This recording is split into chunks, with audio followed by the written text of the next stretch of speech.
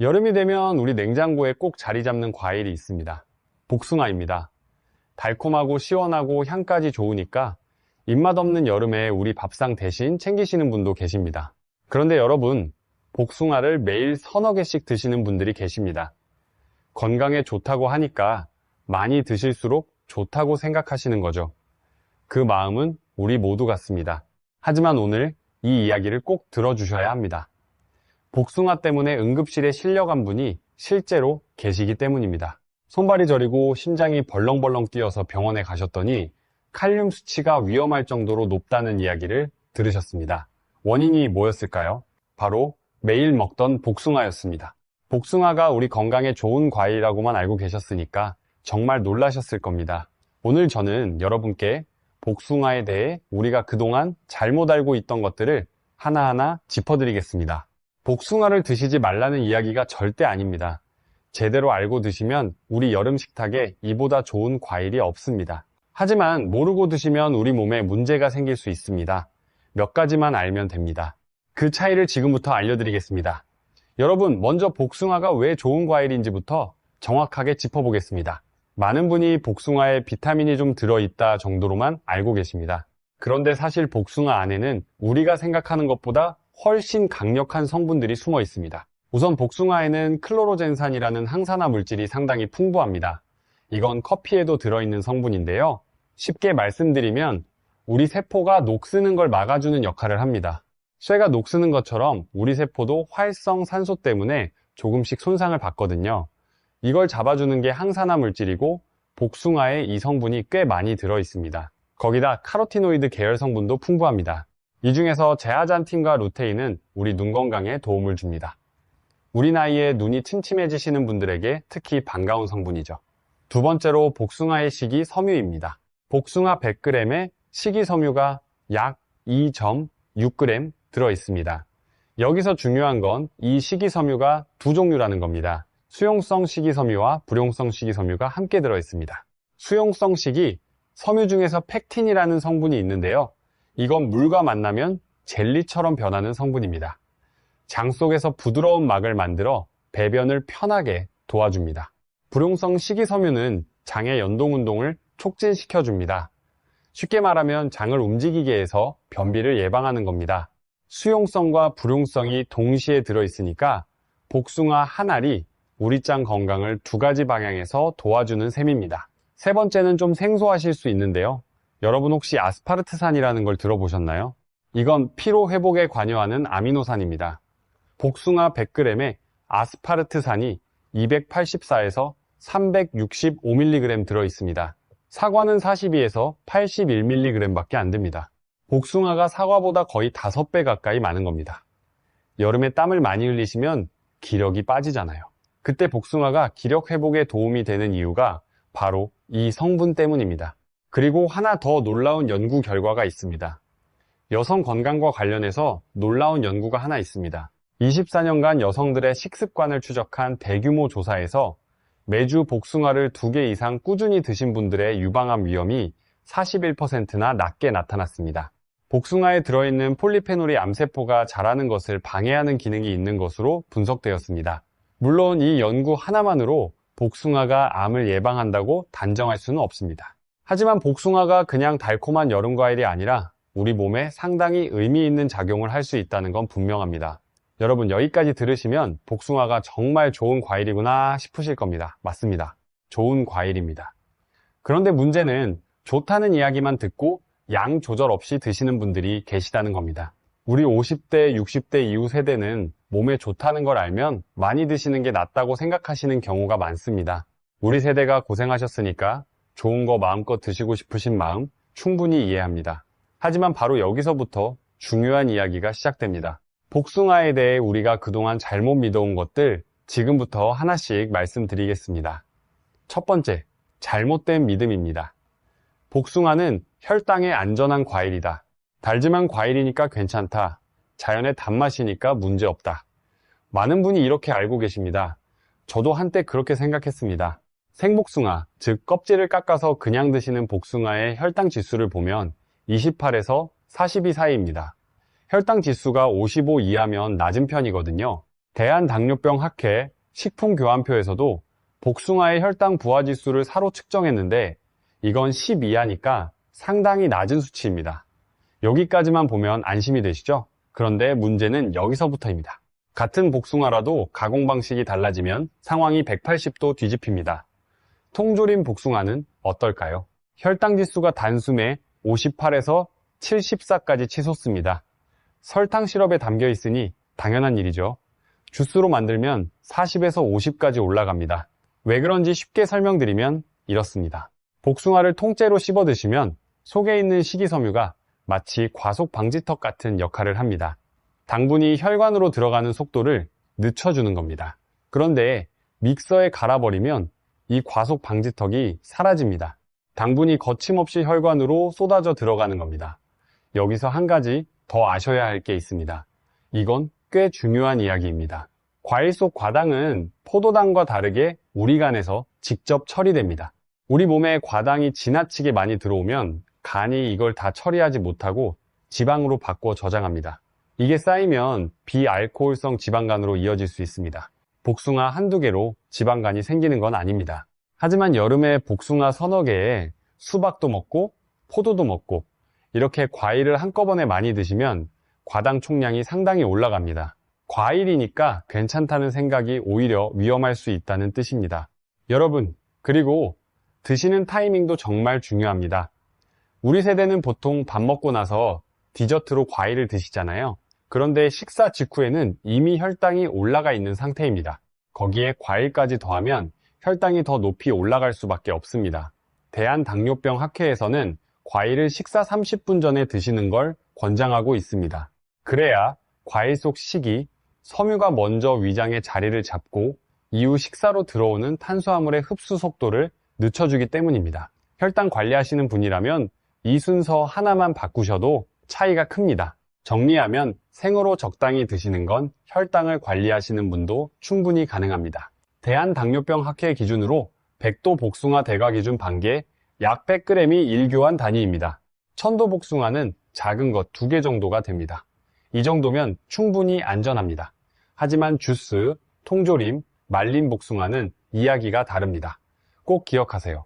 자, 두 번째 잘못된 믿음입니다. 이건 좀 더 심각한 이야기입니다. 복숭아는 과일이니까 콩팥에 안전하다 이렇게 생각하시는 분들이 정말 많습니다. 복숭아 100g에 칼륨이 216mg 들어있습니다. 복숭아 한 개가 보통 250에서 350g이니까 한 개만 드셔도 500에서 756mg의 칼륨을 섭취하시는 겁니다. 건강한 분이라면 우리 콩팥이 알아서 걸러줍니다. 우리 콩팥은 정수기 필터와 비슷합니다. 우리 혈액 속 노폐물과 남는 미네랄을 걸러서 소변으로 내보내는 역할을 합니다. 칼륨도 마찬가지입니다. 정상적인 콩팥이라면 필요한 만큼만 남기고 나머지를 깔끔하게 배출해 줍니다. 그런데 콩팥 기능이 약해지면 어떻게 될까요? 정수기 필터에 때가 껴서 물이 잘 안 나오는 것과 같습니다. 마찬가지로 콩팥이 약해지면 칼륨을 충분히 배출하지 못합니다. 그러면 혈액 속 칼륨 농도가 점점 올라갑니다. 이 상태를 고칼륨 혈증이라고 합니다. 왜 무서운지 아십니까? 칼륨은 우리 심장이 제대로 뛰도록 조절하는 전해질입니다. 칼륨 수치가 정상 범위를 넘어서면 심장 리듬이 흐트러질 수 있고 심한 경우에는 심장이 멈출 수도 있습니다. 여기서 한 가지 정말 중요한 걸 더 말씀드려야겠습니다. 이건 많은 분이 모르고 계시는 건데요. 고혈압약을 드시는 분들 중에 특정 종류의 약을 드시는 분은 칼륨이 풍부한 과일을 주의하셔야 합니다. 구체적으로 말씀드리면 안지오텐신 전환 효소 억제제, 쉽게 말해 혈압을 낮추는 약 중에서 칼륨을 몸 안에 붙잡아두는 성질이 있는 약이 있습니다. 또 칼륨 보존 이뇨제라고 해서 이뇨제인데 칼륨을 배출하지 않는 종류도 있습니다. 이런 약을 드시면서 칼륨이 많은 과일을 넉넉하게 드시면 우리 몸에 칼륨이 이중으로 쌓이는 겁니다. 약이 칼륨을 잡고 있는데 과일로 또 칼륨이 들어오니까요. 복숭아뿐 아닙니다. 바나나, 멜론, 수박, 오렌지도 마찬가지입니다. 고혈압약을 드시는 분은 본인이 어떤 종류의 약을 드시는지 담당 의사나 약사에게 한번 확인해 보시는 게 좋겠습니다. 칼륨주의가 필요한 약인지 아닌지 이 한 가지만 확인하시면 됩니다. 만성 콩팥 질환은 초기에 증상이 거의 없습니다. 본인이 콩팥 질환이 있다는 걸 알고 계시는 분이 10명 중 1명도 안 됩니다.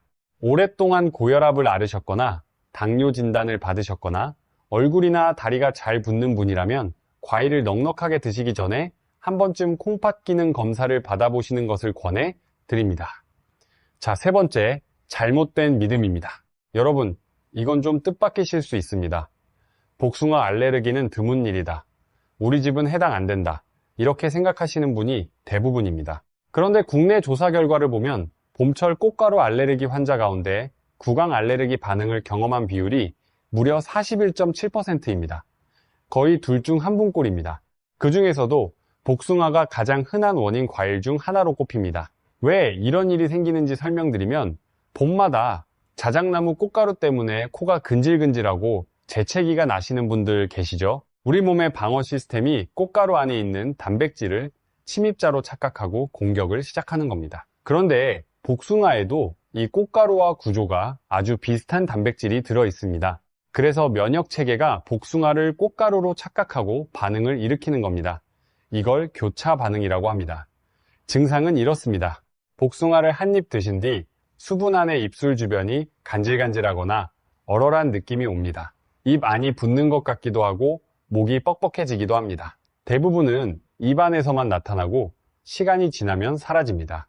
하지만 드문 경우에 얼굴이 붓고 호흡이 힘들어지는 심한 반응이 올 수도 있습니다. 그런 증상이 나타나면 절대 참으시면 안 됩니다. 바로 병원에 가셔야 합니다. 중요한 점이 하나 더 있습니다. 많은 분이 껍질만 벗기면 괜찮다고 생각하십니다. 하지만 반응을 일으키는 단백질이 껍질에만 있는 게 아닙니다. 과육 속에도 동일한 단백질이 존재합니다. 껍질을 벗겼다고 마음 놓으시면 안 됩니다. 다만 흥미로운 점이 하나 있습니다. 복숭아를 열을 가해 조리하면 이 단백질의 구조가 변합니다. 그래서 생과일에 반응이 있던 분도 잼이나 구운 복숭아 디저트는 편하게 드실 수 있는 경우가 많습니다. 열에 취약한 단백질이기 때문입니다. 봄철 꽃가루에 민감하시거나 사과, 배를 씹으실 때 입안이 가려우신 분이라면 복숭아에서도 비슷한 증상이 나올 수 있다는 점 꼭 기억해 두세요. 또 이런 반응은 나이 들어서 처음 나타나기도 합니다. 면역 체계가 세월과 함께 바뀌기 때문입니다. 드셔본 적 없는 품종이라면 조금만 맛보시고 반응을 확인하시는 게 현명합니다. 여러분, 네 번째 잘못된 믿음입니다. 이건 우리 부모님 세대에서 특히 많이 믿고 계신 겁니다. 복숭아 씨를 다려 먹으면 기침에 좋다, 건강에 좋다, 이렇게 알고 계신 분들이 아직도 계십니다. 옛날에는 과일 씨앗도 약처럼 쓰셨으니까 그 마음은 이해합니다. 하지만 이건 절대 따라 하시면 안 됩니다. 복숭아 씨 안에는 아미그달린이라는 물질이 들어 있습니다. 이 물질이 우리 몸속에서 효소와 만나면 시안화수소로 바뀝니다. 네, 동물입니다. 씨를 통째로 삼키면 딱딱한 껍데기가 보호막 역할을 하기 때문에 대부분 그냥 배출됩니다. 문제는 씨를 깨서 안에 있는 알맹이를 씹어 먹었을 때입니다. 씨를 부수면 효소가 활성화되면서 시아나수소가 빠르게 생성됩니다. 소량이라도 메스꺼움, 두통, 어지러움 같은 증상이 나타날 수 있습니다. 어린 손주들한테 복숭아를 주실 때도 조심하셔야 합니다. 아이들은 몸무게가 가벼워서 어른보다 훨씬 적은 양에도 반응이 올 수 있거든요. 씨는 꼭 빼고 과육만 잘라서 주세요. 민간요법이라고 해서 씨를 다려 드시는 건 위험합니다. 같은 장미과 식물인 살구씨를 30알 씹어 먹고 20분 만에 호흡곤란으로 응급실에 실려간 사례도 해외에서 보고된 바 있습니다. 자, 여기서 한 가지 더 말씀드리겠습니다. 이건 앞서 말씀드린 4가지 믿음과는 좀 다른 이야기인데요. 우리가 복숭아를 먹을 때 놓치기 쉬운 부분입니다. 여러분도 관심 가져주시면 좋겠습니다.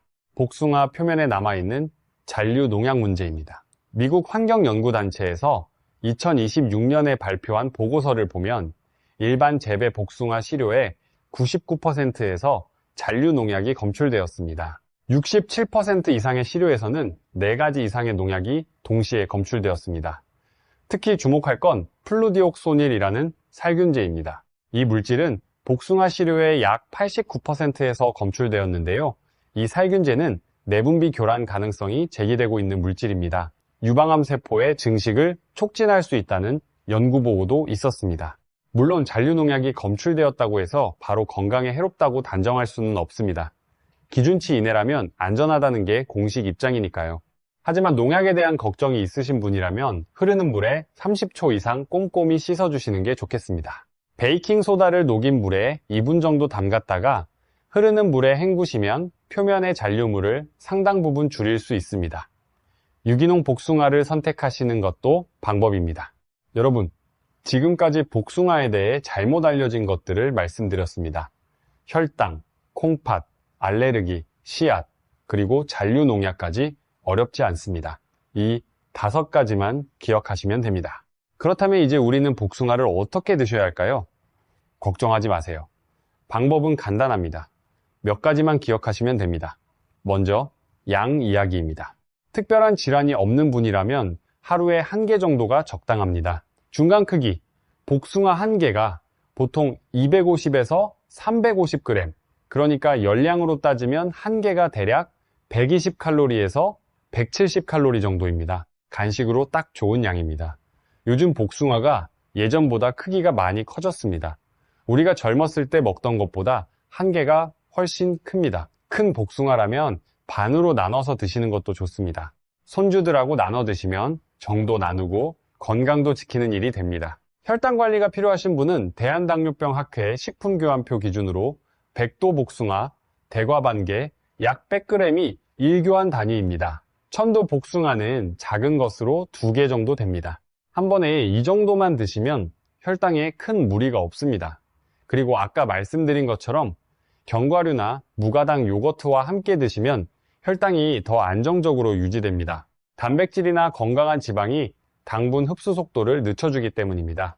콩팥 질환이 있으신 분은 반드시 담당 의사와 상의하신 뒤에 드세요. 반개분이면 칼륨이 약 150mg 이하이기 때문에 담당 의사 허락을 받으시면 그 정도까지는 드셔도 되는 경우가 적지 않습니다.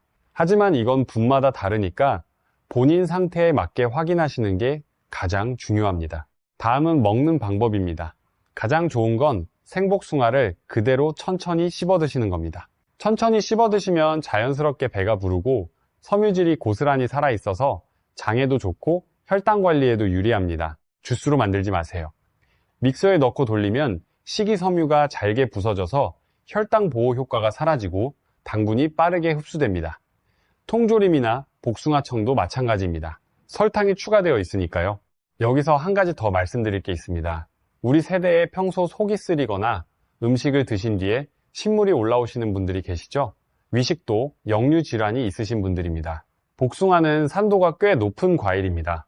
산도 수치가 3.3에서 4 정도인데 이 정도면 산성 과일에 해당합니다. 위산이 잘 올라오시는 분에게는 복숭아가 증상을 악화시킬 수 있습니다. 이런 분들은 빈속에 복숭아를 드시지 마시고 다른 음식과 함께 소량만 드시는 게 좋겠습니다. 증상이 심하신 분은 담당 의사와 상의해 보세요. 껍질에 대해서도 말씀드려야겠습니다. 복숭아의 껍질 부분에는 섬유질과 항산화 성분이 속살보다 높은 농도로 들어 있습니다. 가능하면 껍질째 드시는 게 영양적으로는 더 좋습니다. 다만 알레르기가 있으신 분이나 표면에 솜털이 불편하거나 알레르기 반응이 있으신 분은 굳이 무리해서 껍질까지 드실 필요는 없습니다. 껍질을 드시려면 수돗물을 틀어놓고 손가락으로 표면을 살살 문질러 씻어주세요. 손으로 부드럽게요. 거친 솔로 세게 문지르시면 오히려 껍질이 손상됩니다. 복숭아 고르는 방법도 간단합니다. 코를 가까이 대면 달콤한 향이 나는 것이 잘 익은 겁니다. 향이 없으면 아직 덜 익은 겁니다. 표면에 상처가 없고 색이 전체적으로 고른 것을 고르세요. 꼭지 부분에 주름이 많으면 수확한 지 오래된 겁니다. 보관도 어렵지 않습니다. 아직 단단한 복숭아는 상온에서 후숙시키세요. 직사광선을 피하고 통풍이 잘 되는 곳에 두시면 됩니다. 잘 익은 복숭아를 보관하실 때는 종이 타월이나 키친타월로 하나씩 따로 싸서 밀폐 용기에 넣은 뒤 냉장고에 넣으세요. 수분이 빠지는 걸 막을 수 있습니다. 그리고 냉장고에서 막 꺼낸 복숭아는 단맛이 덜하게 느껴지실 겁니다. 찬 상태에서는 우리의 미각이 단맛을 제대로 인식하지 못합니다. 드시기 30분에서 1시간 전에 꺼내 놓으시면 복숭아 본래의 달콤한 향과 맛을 제대로 느끼실 수 있습니다. 복숭아와 무가당 요거트를 함께 드시면 장 건강에 더 좋습니다. 복숭아 속 팩틴이 유산균의 먹이 역할을 하기 때문입니다. 프리바이오틱스라고 하는데요. 장속 유익균을 키워주는 역할을 합니다. 잘 익은 복숭아를 씻고 한 입 크기로 잘라서 냉동하시면 한여름에 아이스크림 대신 간식으로 드시기 좋습니다. 손주들에게도 인기 만점입니다. 자, 오늘 말씀드린 내용을 정리해 드리겠습니다. 여러분, 복숭아 안에는 클로로젠산과 카로티노이드, 펙틴, 그리고 아스파르트산이 함께 들어있어서 영양면에서 여름 과일 중 상위권에 속합니다. 주 2개 이상 드시면 유방암 위험을 낮추는데 도움이 된다는 연구도 있습니다. 하지만 좋은 과일이라고 해서 아무렇게나 많이 드시면 문제가 생깁니다. 혈당 관리가 필요하신 분은 주스나 통조림 대신 생과일로 드시고 식사 30분 전에 소량 드시는 게 좋습니다. 콩팥 기능이 약하신 분은 양을 줄이시고 특히 고혈압 약 드시는 분은 약 종류를 한번 확인해 보세요. 봄마다 꽃가루 때문에 고생하시는 분은 복숭아 알레르기 가능성도 함께 생각하세요. 복숭아 씨는 어떤 경우에도 드시지 마세요. 그리고 드시기 전에 흐르는 물에 깨끗이 씻어주세요. 이것만 기억하시면 됩니다. 생과일로 드시고 양을 조절하시고 본인 몸 상태에 맞게 확인하시고 깨끗이 씻어 드시면 됩니다. 복숭아를 끊으실 필요 없습니다. 알고 드시면 됩니다. 알고 먹는 것과 모르고 먹는 것은 정말 다릅니다. 좋은 음식도 우리 몸 상태에 맞게 먹어야 진짜 건강식이 되는 법이니까요. 우리 가족 중에 콩팥이 안 좋으시거나 혈당을 관리하시거나 고혈압 약을 드시는 분이 계시다면 오늘 이 내용을 꼭 한번 알려주세요. 아는 것과 모르는 것의 차이가 정말 큽니다. 우리 가족의 건강을 위해서라도 한번 이야기해 주세요. 오늘 이야기가 도움이 되셨다면 좋아요와 구독 한번 눌러주시면 우리 모두에게 좋은 건강 정보를 더 열심히 준비해서 찾아뵙겠습니다. 우리 모두 올여름도 복숭아 맛있게 드시면서 건강하게 지내시길 바랍니다. 우리가 건강해야 가족도 안심하고 손주들과도 오래 함께 할 수 있습니다. 여름 식탁 위에 복숭아 1개, 제대로 알고 드시는 그 1개가 가장 건강한 보양식이 됩니다. 다음에도 알아두시면 좋은 이야기로 찾아뵙겠습니다. 감사합니다.